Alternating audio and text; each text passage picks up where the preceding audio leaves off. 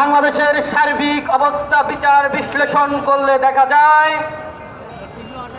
গত 5 আগস্ট একটি স্বৈরাচার ফ্যাসিবাদকে আমরা দেশকে থেকে তাড়িয়েছি, কিন্তু আরেক নব্য ফ্যাসিবাদের আবির্ভাব করছে।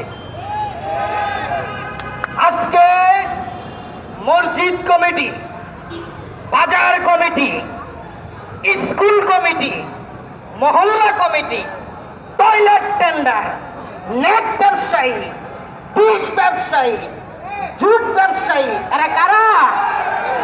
এরা নব্য স্বৈরাচার। এরা বাংলাদেশের স্বাধীন সার্বভৌমত্বের জন্য খুবই হুমকি স্বরূপ। আমি আমার থিওরিতে মনে করি নির্বাচন 41 সালে হওয়া দরকার। যারা নির্বাচন করছেন তারা যেন আধা পাগল হয়ে যায়। যারা নির্বাচনের নামে দেশের সকল অর্থনীতিকে লুটে খাচ্ছে তাদেরকে আপনারা চিহ্নিত করুন।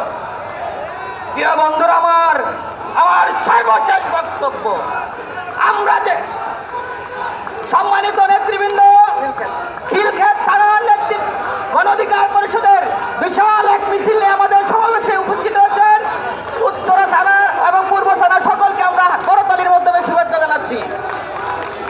তো সম্মানিত সাথী ভাই বন্ধুরা, আমাদের বক্তব্য স্পষ্ট।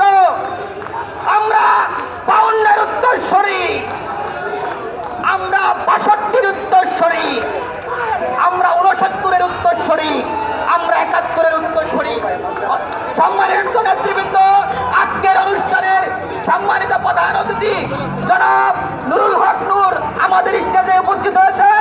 সম্মানিত নেতৃবৃন্দ, তো আমি আর বক্তব্য দিব না, আমাদের নেতৃবৃন্দ বিন্দু উপস্থিত হয়েছেন, তারা বক্তব্য দিবেন। সকলকে ধন্যবাদ জানিয়ে সকলের সুস্বাস্থ্য এবং